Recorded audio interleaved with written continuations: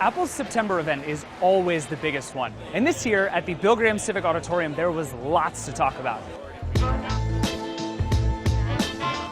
The big news, as it is every year, was the iPhone. This time it's the iPhone 7, or in this case, the 7 Plus. There are a bunch of little things going on. It's faster, as always. The battery life is longer.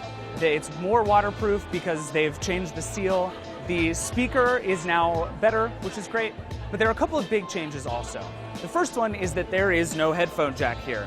Instead, you get these. They're called AirPods. They are essentially the ear pods you've probably gotten with an iPhone before, except without the wires. They pair really easily and automatically to your iPhone, and then you just stick them in your ear, and they'll automatically turn on music. They look kind of silly, but they work. The other big change, and this one I hate, is that the iPhone home button is no longer a button. It's haptic feedback, the way you get when you press on a watch or when you do 3D touch on the screen.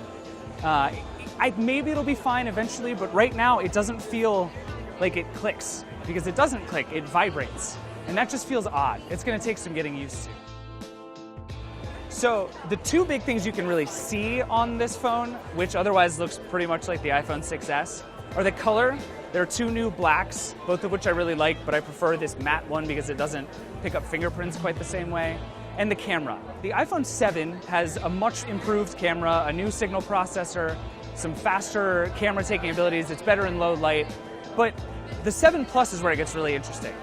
This actually uses two different lenses at two different focal lengths to let you actually zoom from one point to another. It doesn't sound like much, but it gives you what amounts to totally different photos.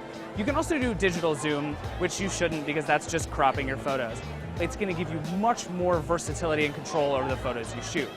So that's the iPhone 7. It's out for pre-order on Friday. It'll be out for sale next Friday. And it's an upgrade over the 6S. I don't know if it's going to blow everybody's minds, but the black looks really nice.